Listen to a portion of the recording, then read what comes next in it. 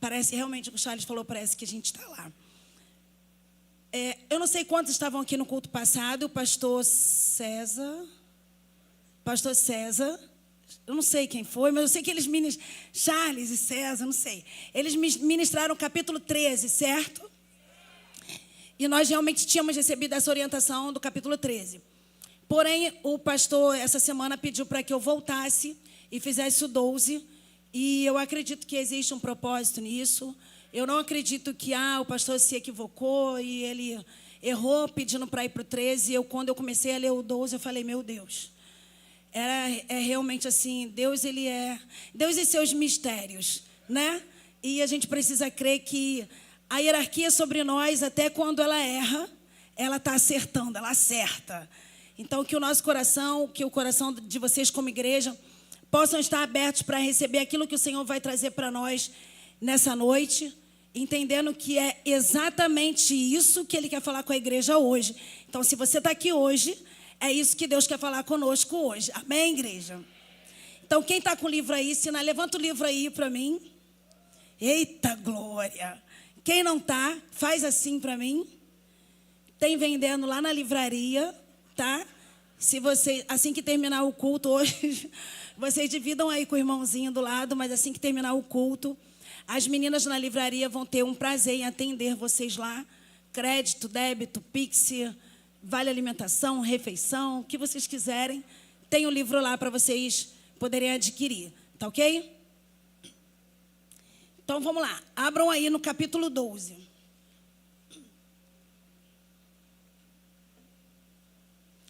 Eles comentaram aqui, eles fizeram piadinha, não sei se vocês viram, no dia que eles pregaram, eles fizeram uma piadinha aqui que doutrinas de demônio, a pastora Delmara que tinha que ministrar.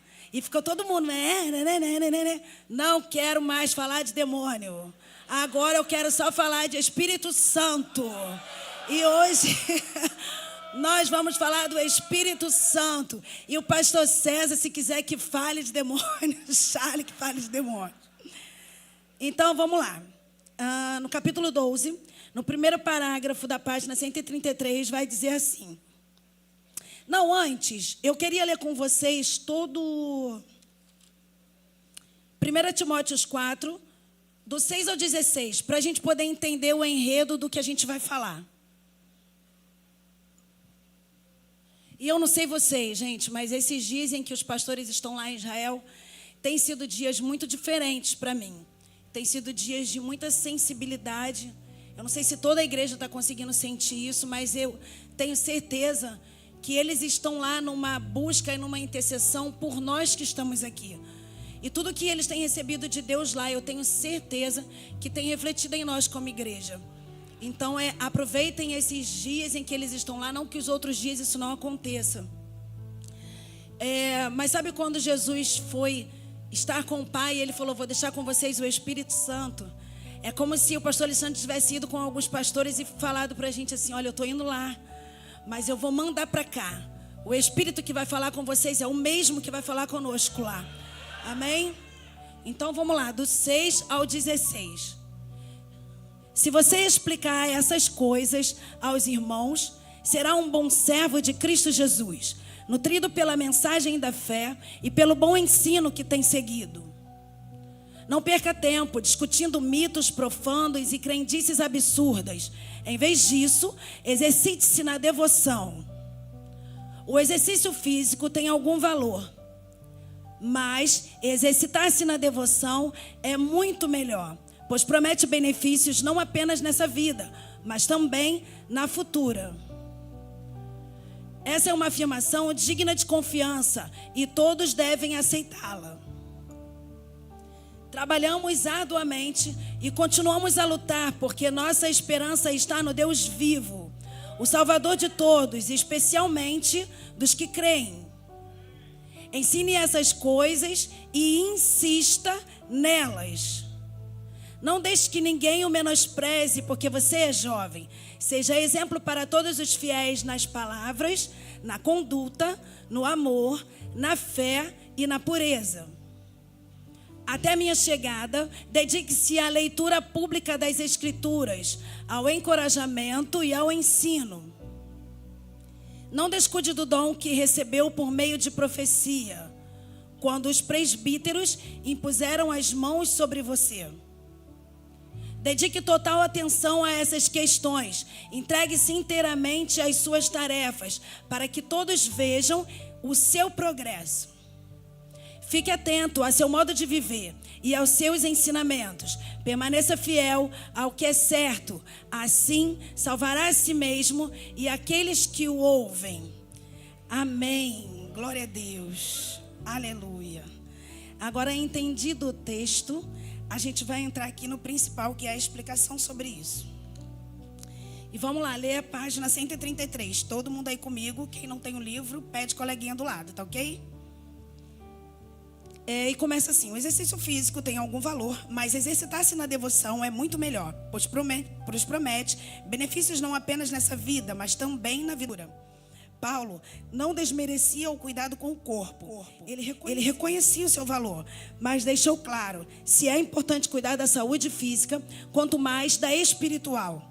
Há uma musculatura da fé que também precisa ser fortalecida com constância, entrega, renúncia e dedicação. A piedade é um tipo de disciplina que molda o espírito, que treina o coração e que nos prepara para a eternidade. E eu queria que vocês anotassem aí, quem tem o hábito de anotar, o que significa piedade, pastora, porque a gente vai ver essa palavra muitas vezes nesse capítulo. Piedade significa compaixão pelo sofrimento alheio. Piedade também significa ser misericordioso, ser bondoso e ser humano uns com os outros. Então, piedade significa ter compaixão pelo sofrimento alheio, ser misericordioso, bondoso e humano uns com os outros. Então, toda vez que eu falar sobre a palavra piedade, é isso que eu estou querendo dizer. Quando eu falar sobre ser piedoso, eu estou dizendo sobre alguém que precisa ser bondoso, ter compaixão com o sofrimento do outro, ser humano uns com os outros, ok? Então, vamos lá. A piedade é um tipo de disciplina que molda o espírito, que treina o coração e que nos prepara para a eternidade. Segundo parágrafo. Em tempos de dietas e rotinas fitness, Paulo nos lembra que a alma também é um corpo e precisa ser nutrida. Precisa de alimento sólido, de exercício contínuo e de vigilância. A piedade é um exercício que molda não só o comportamento, mas a essência.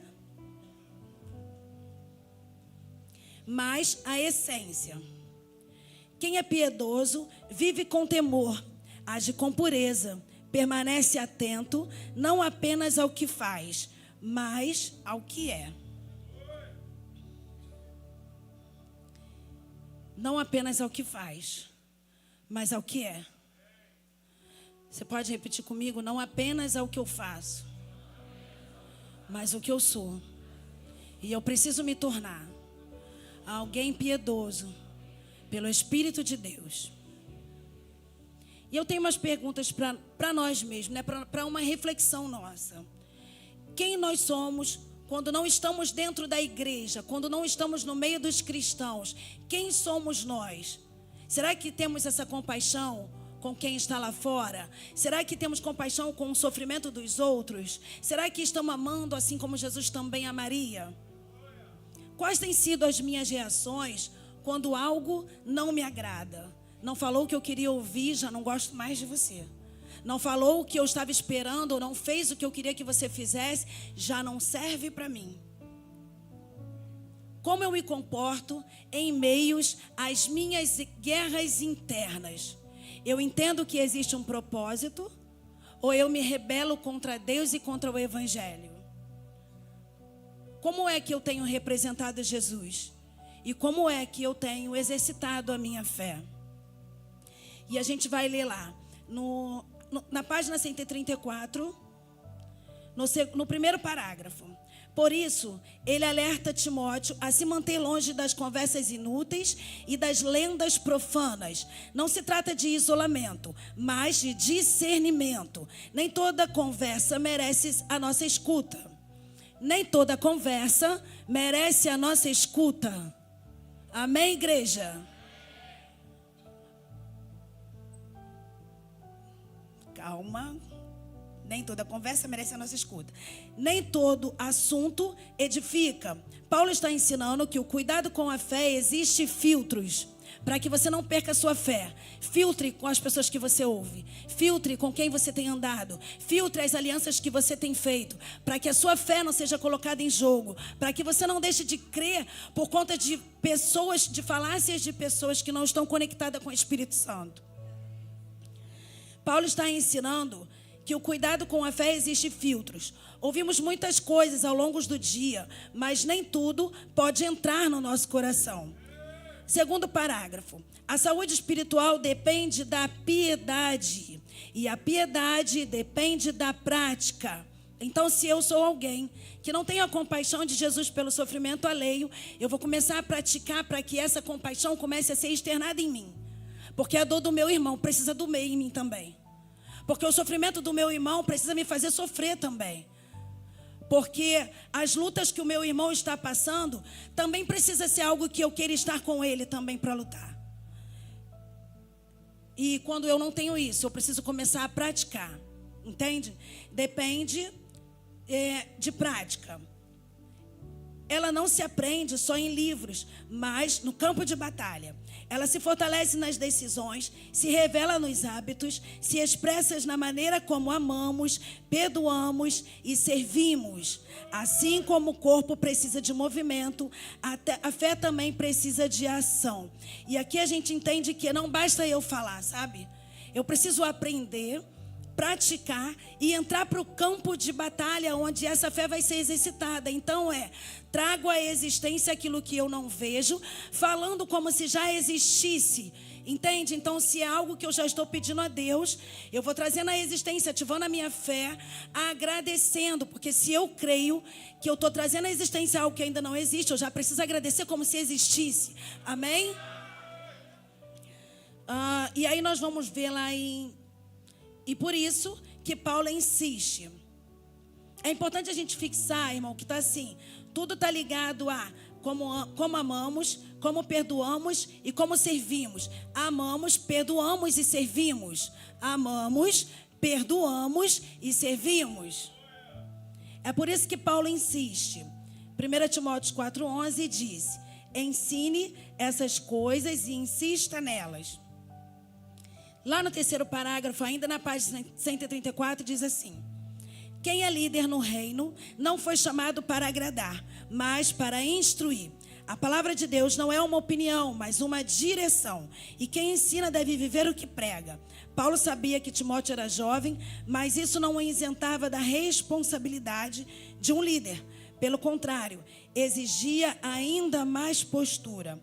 Não deixe que ninguém o menospreze porque você é jovem. Seja exemplo para todos os fiéis, nas palavras, na conduta, no amor, na fé e na pureza. E aqui Paulo fala com Timóteo sobre a idade dele. Timóteo realmente era jovem.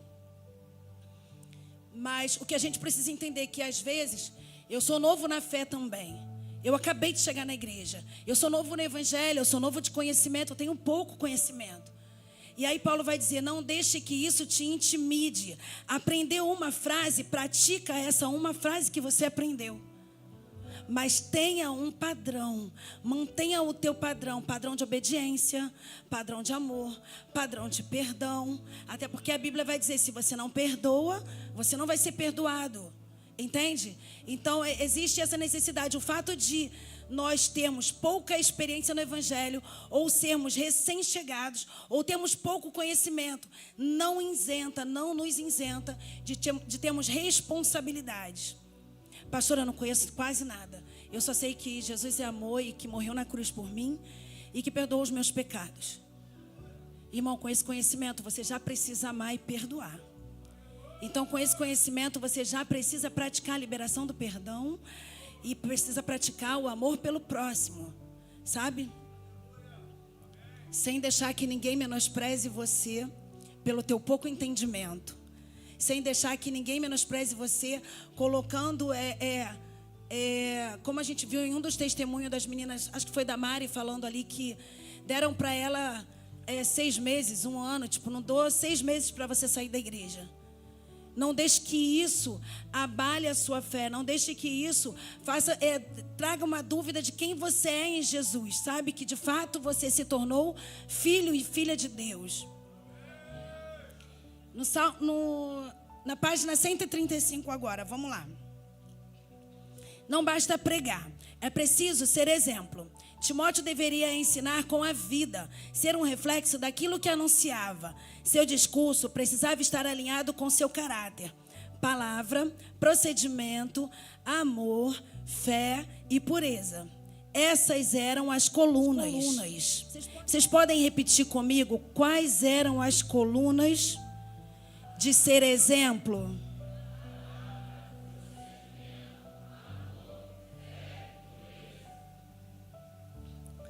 Palavra, procedimento. Leio e faço, aprendo e pratico, entende? Eu falo, mas o meu proceder, ele está de acordo com aquilo que eu falo. Segundo parágrafo.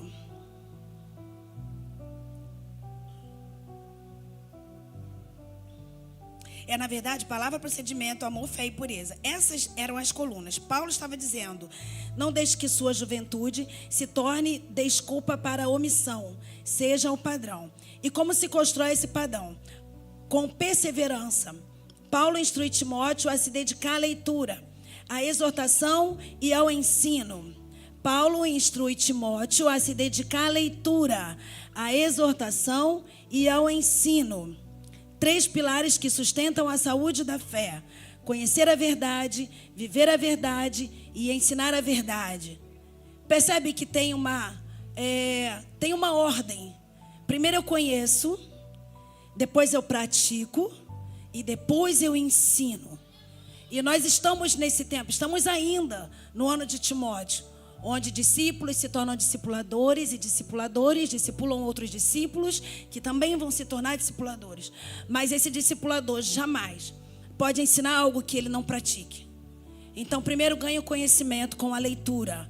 Quantos aqui gostam de ler? Gente, pode mentir não, é misericórdia. Sangue de Jesus tem poder. De novo, gente. Quantos aqui gostam de ler? Pastor, eu amo leitura. Meu Deus, chegou a dar uma dor aqui no meu peito. Eu vou falar um negócio para vocês. A Bíblia diz, em Oséias 6:4, que o povo é destruído pela falta do conhecimento. Que o povo sofre pela falta do conhecimento. Que o povo perece pela falta do conhecimento. Não existe uma outra forma de obter o conhecimento se não for com leitura, igreja. Em nome de Jesus, coloca a mão na cabeça de vocês aí agora. A galera que não gosta de ler, seja verdadeiro. Isso. Abre o teu coração para Jesus agora. Senhor, em nome de Jesus, derrama sobre a tua igreja um amor extraordinário e sobrenatural pela leitura. Um amor pelo conhecimento, um desejo de aprender, de ler e aprender. Senhor, em nome de Jesus, joga por terra a cultura de trabalho bruto, mas traz sobre esse povo a cultura de que o inteligente trabalha com a caneta, trabalha, fala, ensinando.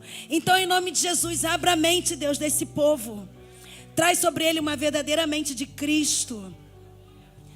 Uma mente que é ensinável, mas uma mente que também busca o próprio conhecimento. Irmãos, em nome de Jesus, receba. Receba, senão a gente vai ficar aqui dando murro em ponta de facas, porque é impossível ganhar um conhecimento sem leitura. Amém, igreja? Não sou eu que estou dizendo, não, é a Bíblia. Sabe? Aplaude o Senhor aí por essa bênção derramada sobre você.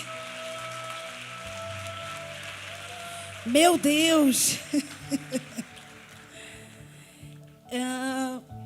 Até me perdi. 3 palavras que sustentam a fé: conhecer a verdade, viver a verdade, ensinar a verdade. Um líder saudável espiritualmente é alguém que Quando a gente vai falar aqui, isso está no segundo parágrafo, a gente vai ler junto, na página 135, segundo parágrafo, lá nas duas últimas linhas desse segundo parágrafo. A gente vai ler junto.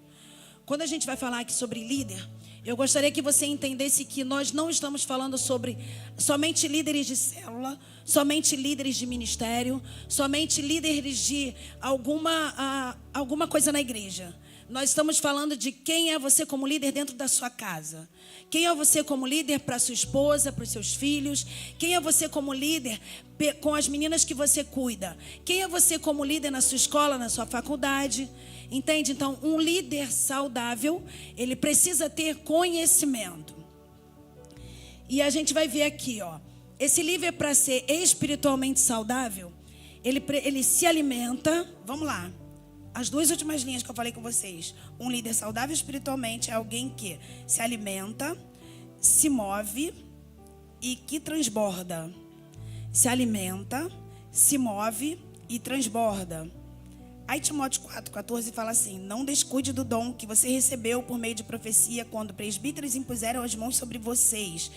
Aqui nessa linguagem é presbíteros, mas hoje presbíteros também significa pastores. Então a gente vai trabalhar dentro de toda essa liderança. Liderança de igreja sim, mas liderança dentro da sua casa também. E liderança no âmbito onde você convive também. E quando a gente vê aqui no terceiro parágrafo, nas 3 primeiras linhas, existe uma conexão com essas 2 últimas linhas do segundo parágrafo. Tomara que eu não monte um triplex na cabeça de vocês, mas vamos lá, a gente vai conseguir. Quando a gente fala aqui nessa última linha do segundo parágrafo, olha para o livro, gente, senão vocês vão se perder. Na segunda linha do último parágrafo, do segundo parágrafo, ele diz: se alimenta, se move e se transborda. Na primeira linha do terceiro diz assim: essa frase ecoa como uma convocação. Quem sabe o que significa convocação? Esses dias é um chamado, uma intimação, certo? Esses dias eu recebi uma convocação para comparecer na delegacia. Eu precisava ir? Precisava. Eu fui convocada, eu fui intimada, eu precisava ir lá dar o meu depoimento. Nesse caso era sobre o acidente que ocorreu com a gente, mas independente disso, recebeu uma convocação, uma intimação, precisa comparecer. E aí vai dizer assim, ó: essa frase ecoa como uma convocação. Então essa frase sobre a espiritualidade saudável de alguém ecoa como uma convocação, é uma intimação. Alguém que não se alimenta, não se move, não transborda, não tem uma espiritualidade saudável, ok? Como é que eu faço isso, pastora? Deus entregou um dom a você, certamente Ele entregou. Porque marido, se Ele te entregou uma esposa, Ele confiou em você, essa mulher. Mulher, se Ele te entregou uma família, Ele confiou em você, essa família. Líder, se Ele te entregou uma célula, Ele confiou a você, essa célula. E assim sucessivamente, ao que Deus tenha te entregado como dom, Ele está contando que você exercite esse dom, trazendo um aperfeiçoamento. E isso é possível quando, ao receber do dom, você cuida dele. Está vendo aí onde está escrito cuida dele? Isso faz uma conexão com lá a última frase do segundo parágrafo: se alimenta. Eu não tenho como cuidar do meu dom sem me alimentar. Não existe me alimentar se eu não buscar o conhecimento, se eu não ler a Bíblia, se eu não buscar ali o que Deus tem para mim, o que Deus tem para me dizer, porque é a palavra de Deus que alimenta a minha alma. Então é para que eu consiga cuidar do dom, eu preciso me alimentar. Percebe que existe uma conexão? Então logo depois do cuidar dele desenvolva. Recebeu o dom, cuide dele, se alimenta, desenvolva-o. E lá vai estar, na segunda palavra também que se move, esteja em movimento, movimente-se, faça algo para que esse dom seja desenvolvido, para que essa unção imposta sobre você se desenvolva, porque se ela não desenvolver, automaticamente ela vai atrofiar, porque a fé é como uma musculatura. O que acontece com os nossos músculos se a gente não treina? A Brenda está aí? Eu vi a Brenda. A Brenda está aí, Daniel? Brenda, o que aconteceu quando eu parei de treinar, Brenda? Caramba! É isso que aconteceu com a musculatura. A nossa musculatura, ela vai perdendo a força. Da mesma forma é a nossa fé e o dom que Deus impôs sobre nós. Se eu não movimento eles, ele não desenvolve. E se ele não desenvolve, as coisas não acontecem. Percebe que Deus me entregou e é como se eu tivesse enterrado. Logo em seguida vem assim, ponto, né? Expanda-o. E nós temos como a última palavra do segundo parágrafo, transborda. Então eu me alimento, me movimento para que ele possa transbordar. Eu cuido dele, ele desenvolve quando eu me movimento, quando eu movimento o conhecimento, e eu consigo fazer com que ele transborde, expandindo-o. Como? Eu conheci, recebi o conhecimento, pratiquei, passo para outro. Que conheceu o conhecimento, praticou, passo para outro. Conheceu o conhecimento, praticou. E assim todos nós somos ativados na fé. E isso traz um expandir do reino. Porque nada que Deus nos entrega é para guardarmos para nós. Nenhum conhecimento, irmão, que Deus entrega para você, respaldado na Bíblia, é para você guardar para você. Nenhum conhecimento que Deus te entregou é um segredo seu com Ele, não. Vai praticar esse conhecimento, porque com certeza Ele vai usar você para ensinar outros, em nome de Jesus. Não há espaço para negligência. Não há espaço para negligência no reino. Deus não distribuiu talentos à toa. O tempo de entrega é agora. Não existe eu já fiz a minha parte. Não existe eu estou cansado. O dom que você recebeu é responsabilidade sua. E um dia você prestará contas. Meu Deus. Não existe negligenciar o dom que Deus te entregou. Não existe fingir que você nem percebeu o que você recebeu. Não existe dizer que você já fez a sua parte. Ah, já fiz, agora deixa o irmãozinho que está chegando fazer. Irmão, está errado. Você vai ser cobrado por tudo que Deus entregou como conhecimento para você. Por toda a unção que Deus colocou sobre você, você vai ser cobrado. Então, se Deus te colocar em situações que você sabe que você tem que resolver, não seja omisso, não negligencie. Para que o sangue não seja cobrado de você. Porque às vezes, Deus nos apresenta pessoas, e quando nós olhamos o cenário da pessoa, a história, a gente fala, meu Deus, é muito difícil essa situação aí. Vou fingir que eu não estou vendo? Alguém vai vir e vai resolver para mim. Você está negligenciando o chamado. Se Deus mostrou para você, é você que tem que ir. Você está sendo omisso no chamado. Se Deus mostrou para você, é com você.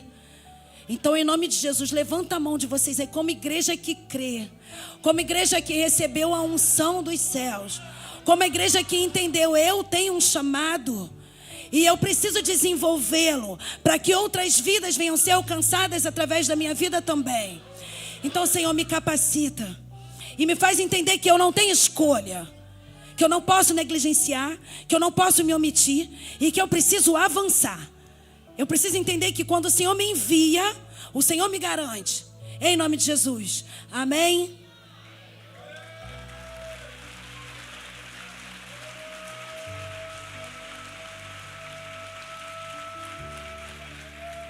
Eu queria que vocês repetissem comigo aí.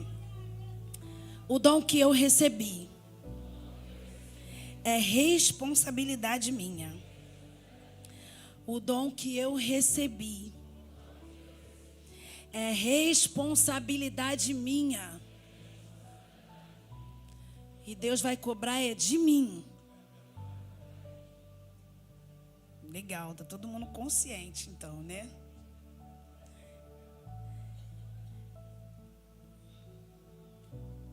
No último parágrafo da página 135.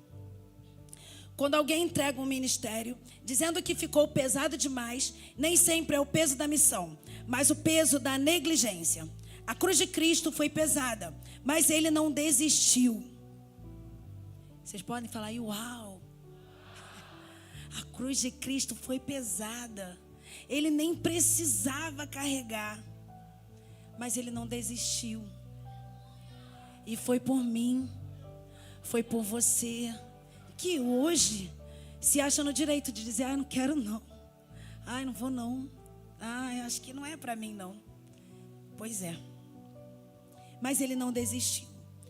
O que cansa a alma muitas vezes é a distração, o descuido, a falta de profundidade. A verdade é que Deus não quer obras pela metade. Paulo disse, dedique-se toda a atenção a 136, lá em cima, vamos lá, gente. Dedique-se toda a atenção a essas questões. Entregue-se inteiramente suas tarefas para que todos vejam seu propósito.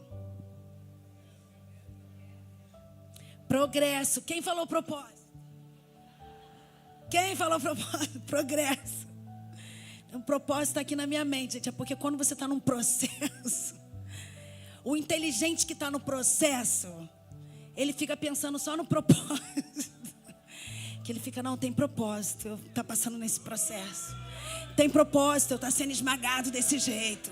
Tem propósito. Lembra quando eles comentaram sobre o Getsêmani, o lugar de ser esmagado? Irmão, quando Wesley falou aqui que, nossa, como a gente tem dias maus, né? E às vezes a gente tem mais dias maus do que dias bons. Aí tem um louvor que diz assim, existem os dias de luta e os dias de glória. Mas o crente parece que só fica nos dias de luta. Meu Deus! E aí o que a gente faz? Processo, propósito, propósito, processo, propósito, processo, processo, propósito. Esse processo tem um propósito. Aí quando o negócio é progresso, tu solta processo, propósito. Mas vamos lá. Dedique toda a atenção a essas questões e entregue-se inteiramente às tuas tarefas, para que todos vejam o teu progresso. Então existe a necessidade que as pessoas vejam o externar do meu progresso. Então, eu não posso progredir para dentro. Eu não posso progredir sozinha. Eu não posso progredir guardando tudo que eu aprendi dentro de mim só comigo. Eu preciso externar, porque é para que todos vejam. Então isso precisa acontecer. Esse movimento precisa se expandir para que todos consigam ver o progresso de Deus em mim. A entrega gera crescimento. O crescimento precisa ser visível. Fé saudável é fé em movimento. O que você aprendeu no último ano? O quanto você amadureceu nos últimos 5? O quanto sua fé se tornou mais robusta, mais estável, mais apaixonada? Não dá para fingir que nada muda. Quem vive encontros reais com Deus não sai igual. Quem passa pela cruz carrega marcas. E Paulo terminou o discurso com firmeza. Fique atento, pois o seu modo de viver, fique atento a seu modo de viver e a seus ensinamentos. Permaneça fiel ao que é certo, e assim salvará a si mesmo e aqueles que o ouvem. Fique atento, não se distraia. Não basta salvar os outros, você também precisa permanecer firme. Cuidar da doutrina é proteger a verdade. Cuidar de si é manter o altar aceso.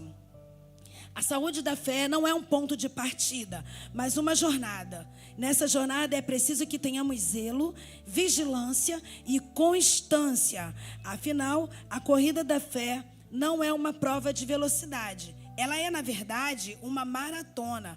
O segredo não é quem começa primeiro, mas quem consegue terminar. O quanto a sua fé se desenvolveu. O quanto a sua fé se tornou mais robusta. Nesse tempo que você está em Jesus. Nesse tempo que você teve um encontro com Deus. O quanto a sua fé cresceu. O quanto nós temos conseguido desenvolver a nossa fé. Porque o desenvolver da nossa fé, ela não está em coisas que já aconteceram e foram já concretizadas. Ela está em coisas que eu não estou vendo acontecer. Mas eu continuo insistindo, porque eu tenho fé que vai acontecer. E independente dela acontecer hoje, ou dela acontecer amanhã, ou dela acontecer o ano que vem, ou dela acontecer daqui a 10, 20, 30, 40 anos. Nós esperamos que seja agora, amém, igreja? Vamos declarar para que seja o quanto antes. Mas independente disso, a minha fé, ela não está baseada no que já aconteceu. ela está baseada naquilo que eu creio e não naquilo que eu vejo. Então eu preciso exercitá-la como? Com a palavra. A palavra de Deus, lançando a palavra de Deus. Se Deus disse que todas as coisas cooperam para o bem, todas as coisas cooperam para o bem. Se Deus disse que eu posso todas as coisas naquele que me fortalece, eu posso sim todas as coisas naquele que me fortalece. Porque é a palavra de Deus que disse. E às vezes a nossa mente ela tenta nos burlar, né? Eu sempre falo isso porque é uma realidade. E aqui assim, as mulheres vão poder confirmar isso comigo. A mente da mulher é um negócio que ela não para. E a mulher, irmão, quando ela é uma mulher de oração e quando ela é uma mulher de fé, irmão, sai de baixo, porque ela é uma mulher de oração e uma mulher de fé, porque ela luta primeiro com a mente dela. E você tem noção do que é isso? Você lutar contigo mesmo. Teu maior vilão é tu mesmo. Então, se tu corre pro banheiro, tu tá lá. Se tu corre pro quarto, tu tá lá. Se tu pega na Bíblia, tua mente tá bombardeando. Irmão, tu crê ou tu não crê. Quando tu crê, o negócio pode não estar fluindo, pode não estar acontecendo. Às vezes dá a impressão de que quanto mais eu oro, mais pior. Mas eu entendi que não é pelo que eu vejo, é pelo que eu creio, é pelo que a Bíblia diz. Então, se a Bíblia diz que vai acontecer, vai acontecer. Em nome de Jesus, amém, igreja? E aí a gente precisa cuidar de proteger a doutrina. Proteger a doutrina é proteger as regras, proteger os ensinamentos. Na verdade, é proteger a verdade, para que a nossa fé não seja abalada. Então, cuidado com os irmãozinhos aí de revelação, com os irmãozinhos de visão, com as irmãzinhas que adoram entregar uma profecia. Sabe por quê? O mesmo Deus que fala com ela para falar contigo, fala contigo direto. Então, o mesmo Deus que usa essa irmãzinha para soltar a língua para tu, é o mesmo Deus que quando tu abrir a Bíblia vai falar contigo. Ele não depende de ninguém, irmão. Então, busquem mais o conhecimento da leitura para entender que nem todo profeta é profeta. A gente teve um exemplo disso na última ministração, se eu não me engano, que falou sobre Balaão e Balaque. E as irmãs estão ligadas. E Balaão, ele se vendeu por dinheiro. E profetizava de acordo com o que se pagava. Algumas pessoas, elas não vão te cobrar dinheiro, mas elas querem o teu crédito. Elas querem ser credibilizado e exaltado. Uau, a irmã da revelação, vamos lá. A igrejinha que Deus fala. Irmão, Deus fala direto nesse altar. Deus fala direto na palavra dele. Só que sabe o que acontece? Sabe por que você vai para o irmãozinho que fala? O irmãozinho que revela? Porque ele vai falar aquilo que está no teu coração, que você quer ouvir. Aquilo que te agrada. E muitas vezes a Bíblia, ela vai te confrontar. Muitas vezes o altar vai te confrontar. O altar vai exigir que você leia. O altar vai exigir que você estude. O altar vai exigir que você pratique antes de ensinar. Então, cuidado com as conversas profanas, com as conversas tolas. Sai de perto de quem fala de alguém. Quem fala de alguém fala de você também. Em nome de Jesus, igreja. Sejam inteligentes. Às vezes é melhor estar sozinho, sabe? Lá no secreto, onde tu acende o teu altar direto para Deus, do que estar no meio. Ah, pastora, mas eu estou buscando junto. Eu quero orar junto, eu quero ir para o monte junto. Pode fazer isso? Pode. Mas cuidado, peço o dom do discernimento ao Senhor, para que você não seja enganado. Depois fica com cara de bobão aí. Poxa, mas Deus falou. Deus não falou nada. Você que achou que Deus falou. Porque você não leu, você não estudou, você não jejuou, você não se consagrou, você não foi para o secreto. Deus não falou nada. Amém? Amém, igreja? Deus é bom. E a gente precisa vigiar, né? Nem todo mundo que está em Israel, né? Nem todo mundo que está na igreja é igreja. E é isso. Agora a gente vai entrar num assunto aqui, ó, que a gente ainda tem um tempinho, que eu acho um assunto bem polêmico para quem gosta de ficar inventando história, né? Mas vamos lá.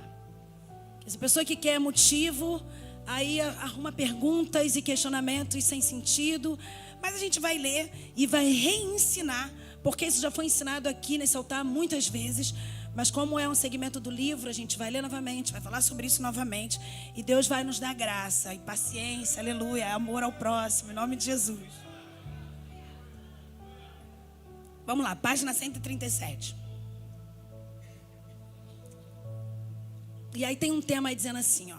A Bíblia permite o consumo de vinho?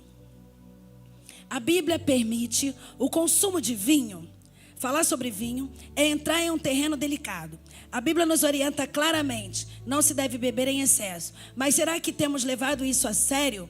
Em Efésios 5,18 lemos: não se embriaguem com o vinho, pois ele os levará ao descontrole. Em vez disso, sejam cheios do Espírito. Não se embriaguem com vinho, pois ele os levará ao descontrole. Em vez disso,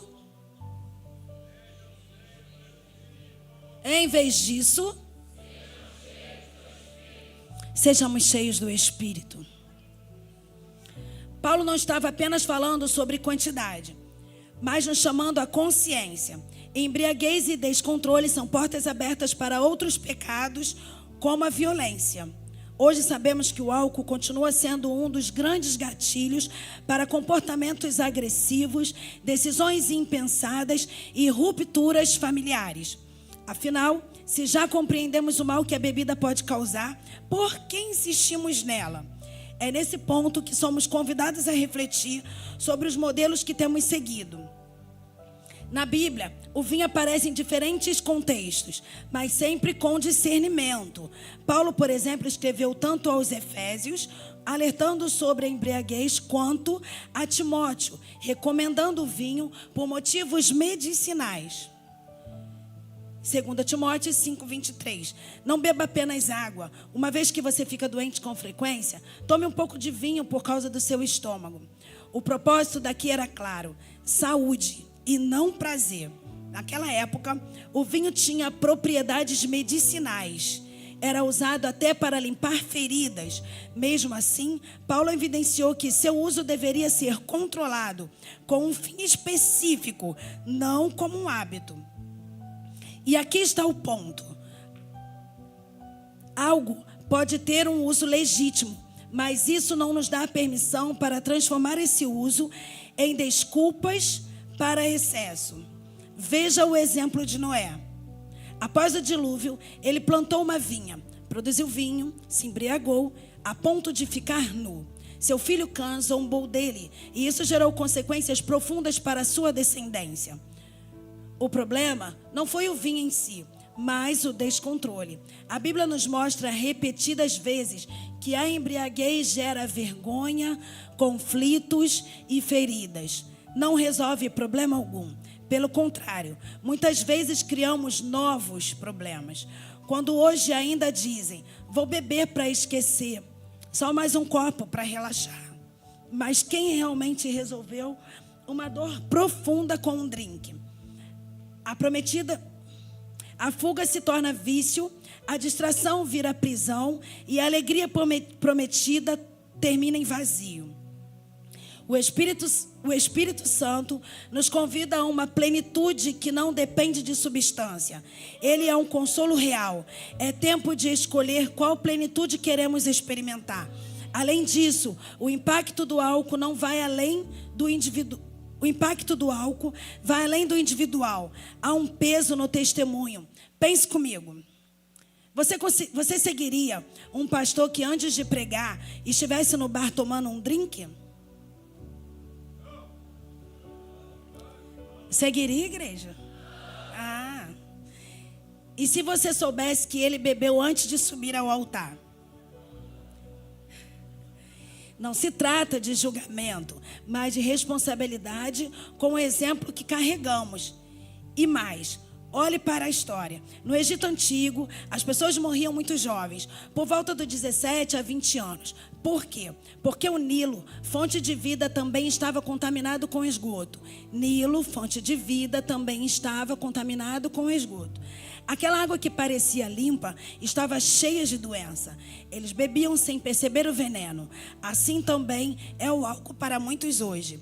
Parece inofensivo, mas corrói lentamente. Entra nos lares disfarçado de lazer e se instala como destruição.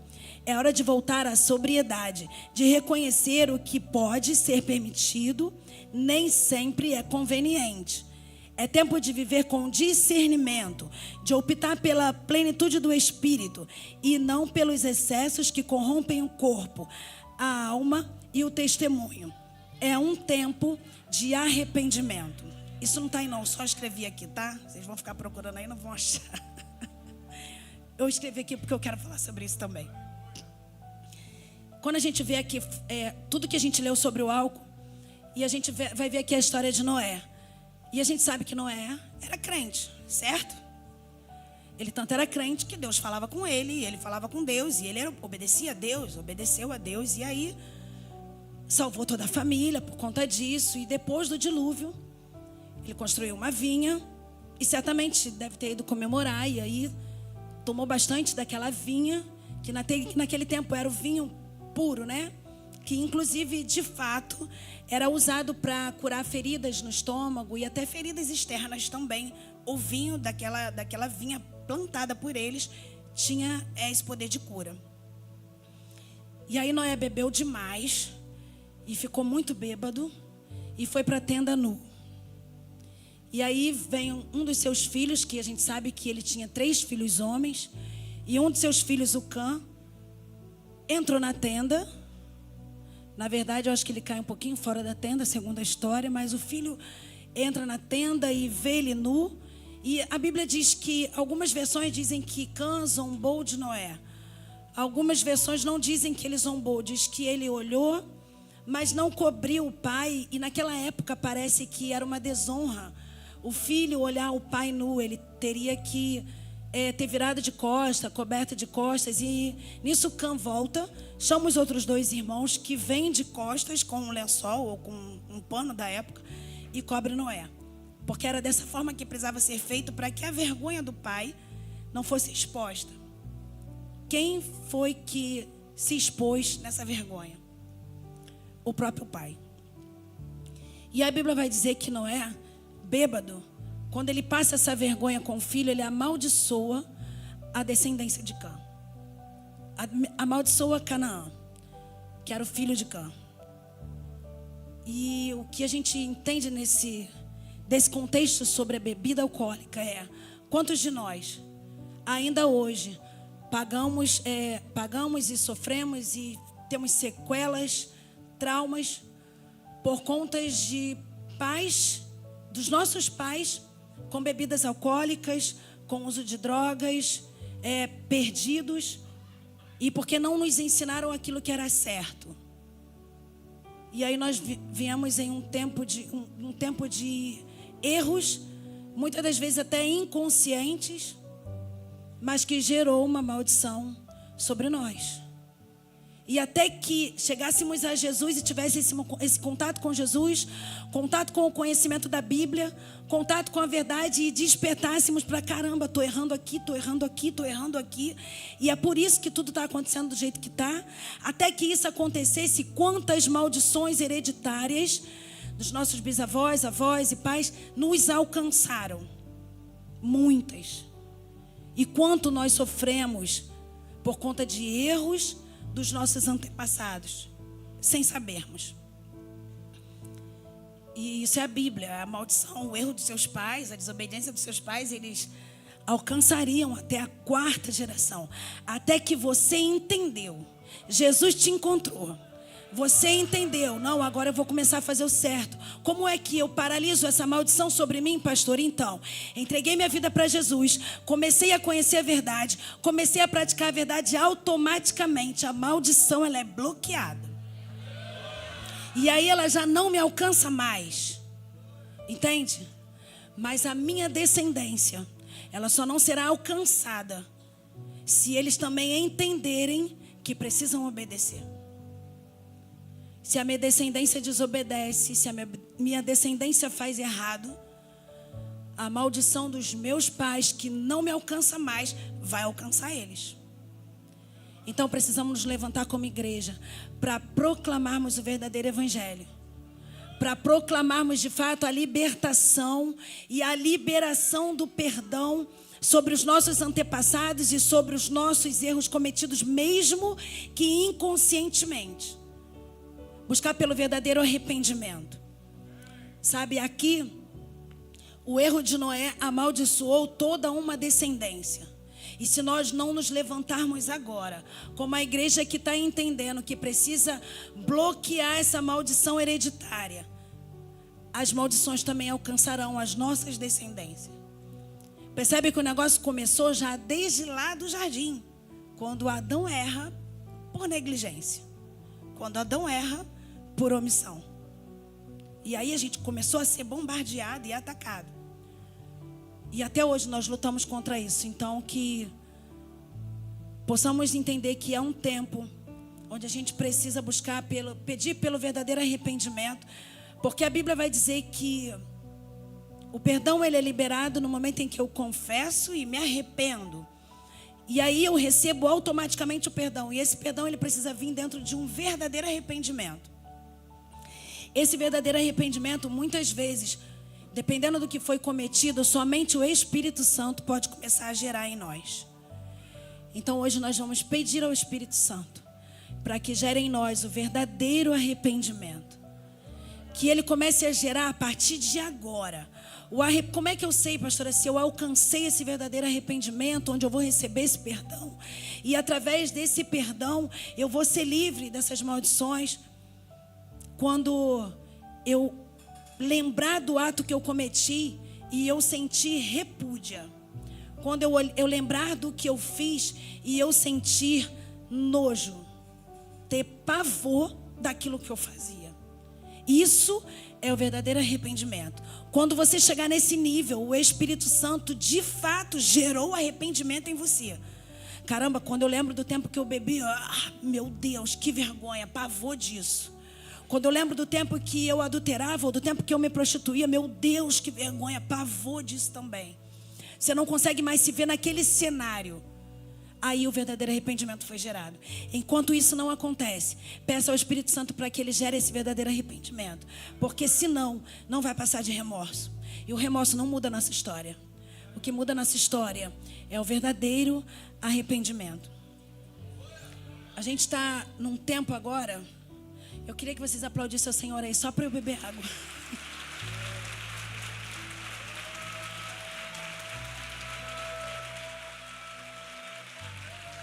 Os levitas, oh glória, gente, mas eles estão muito ligados. Deus, aleluia, Wesley. Deixa eu falar um negocinho com o Wesley aqui rapidinho, gente, que eu já vi que a gente está ao vivo.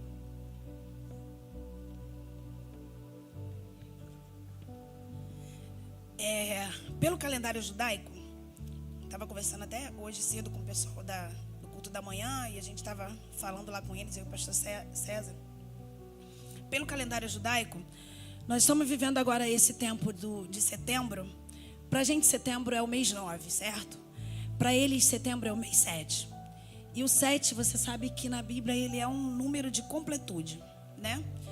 E esse é um tempo onde eles estão buscando pelo arrependimento genuíno, sem parar, porque eles entenderam que do dia 1º ao dia 14, mais ou menos, de setembro, se esse arrependimento for gerado de uma forma verdadeira e genuína, quando for mais ou menos ali pelo dia 15, que é onde eles iniciam o ano novo judaico, o noivo, ele visita a noiva. E nesse tempo, quando ele encontra a noiva arrependida, quebrantada, preparada para recebê-lo, aí a Bíblia vai dizer que ele a recebe. Eu acho que está em Cântaras Salomão 6:3, mais ou menos. Ele a recebe para abençoá-la. Então ele vem nesse tempo, depois do arrependimento, para presenteá-la. Isso significa que nesse tempo, se o verdadeiro arrependimento tiver sido gerado em nós, entendam que precisa ser o verdadeiro arrependimento, aquele que somente o Espírito Santo pode gerar. Que se isso acontece, Ele vai estar pronto a nos entregar presentes, atender orações, petições. Pastora, mas isso não acontece o ano inteiro? Acontece o ano inteiro, mas esse período é muito mais forte em Israel. E, por incrível que pareça, foi um tempo onde Deus levou a nossa igreja para lá. Pastores estão lá, supervisores estão lá. Tem um grupo representando a nossa igreja lá. E eu tenho certeza em que eles têm vivido esse tempo lá também, de pedir perdão, de perdoar, de se arrepender. Porque também não adianta a gente se arrepender, mas a gente também não pedir o perdão e não perdoar o outro também, sabe? Eu preciso conseguir perdoar o outro. Independente do que o outro tenha feito, não é sobre ele. É sobre o que eu preciso receber. É sobre o que eu quero do noivo. É sobre qual é a conexão, o contato que eu quero com esse noivo. Então, que nesses dias que ainda faltam, né, para Yom Kippur, que é o tempo do Ano Novo Judaico, que nós possamos tirar momentos no secreto, igreja. Não desperdice esse tempo, não. Não fique esperando o lugar propício, não fique esperando, a casa está vazia, não fique esperando um cômodo apropriado. Eu estava contando de manhã. Eu tenho uma discípula que hoje não é mais esse cenário, mas assim que eu a conheci, ela me constrangia. A casa dessa discípula tinha 2 cômodos. Um era um quarto, o outro era o banheiro. E ali morava ela, a mãe e alguns irmãos. Um cômodo e um banheiro. E apaixonada pelo Espírito Santo, apaixonada pelo secreto. Ela não tinha lugar na casa dela para esse secreto. E ela falou, na época, eu era líder dela, né? Ela falou, líder, eu me tranco no banheiro. E a casa dela era chão batido, então eu arrumo o ambiente, porque eu sei que para o Espírito Santo entrar tem que estar tudo arrumadinho, né? E eu entro no banheiro e me tranco lá. E eu sei que ele entra comigo. Então, irmão, isso é constrangedor. Porque às vezes você tem o seu quarto, às vezes você tem um banheiro todo direitinho, mas você ainda fica esperando um momento propício. Ai, pastora, na igreja eu faço meu secreto com Deus. Aqui na igreja é propício. Aqui na igreja é óbvio que você vai sentir a presença. Na célula é óbvio que você vai sentir a presença. Aqui você vem oferecer um culto de adoração ao Senhor, de entrega, de oferta ao Senhor.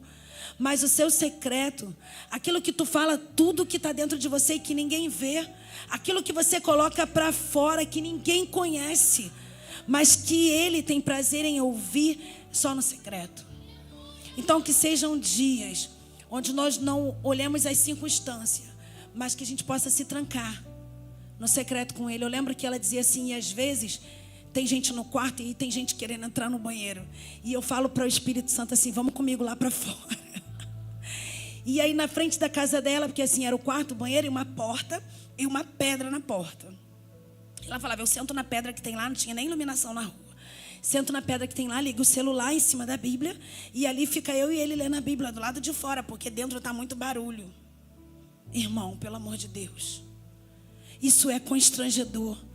Nós como igreja deveríamos ter vergonha de não termos o secreto com Ele. Deveríamos ter vergonha, isso já seria um motivo de falar, Jesus, me perdoa, porque eu fico esperando chegar no culto para isso, porque eu fico esperando a hora certa, porque eu fico esperando sentir a presença, quando na verdade Ele diz, se vocês me chamarem, me buscarem de todo o coração de vocês, eu vou me apresentar, sabe? Então que a gente possa sair daqui com a mente transformada, renovada, entendendo que é tempo de arrependimento. Não é para ninguém ver, igreja. É vocês e Ele. Não percam essa oportunidade. Em nome de Jesus, eu queria pedir à igreja para ficar de pé. E a gente vai iniciar esse tempo. Pode apagar tudo para mim aí, Serginho. A gente vai iniciar esse tempo já colocando as nossas orações e as nossas petições de arrependimento nessa noite. Sabe, porque uma vez que eu ganho conhecimento, eu preciso trazer ele para uma prática.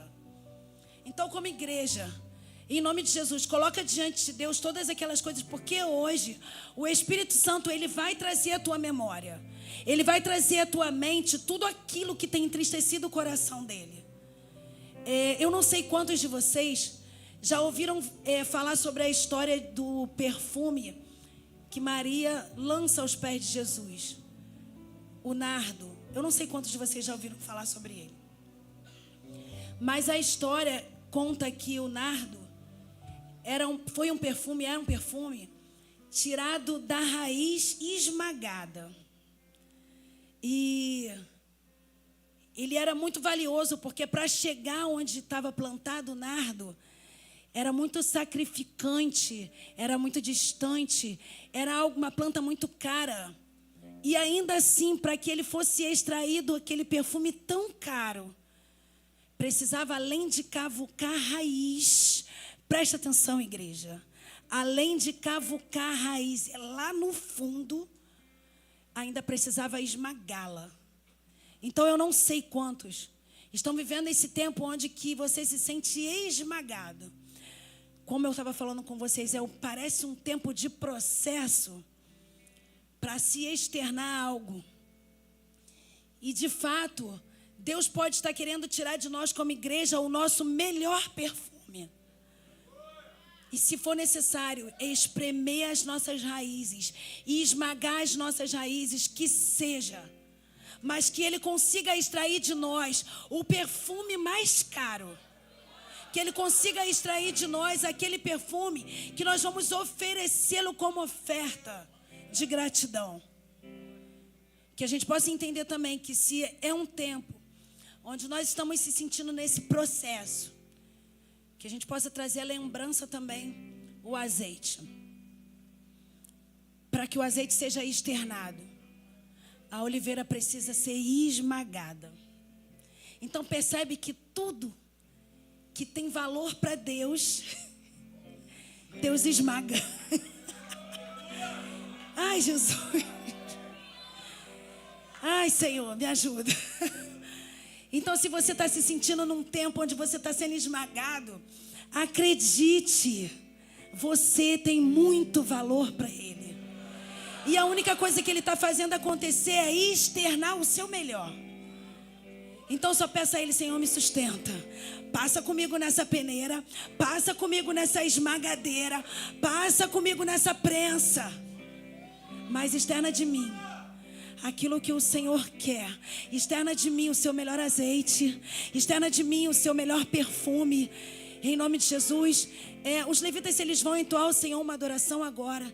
E eu gostaria que fosse um tempo em que você declarasse para Jesus que Ele pode externar de você o melhor perfume, o melhor azeite, em nome de Jesus.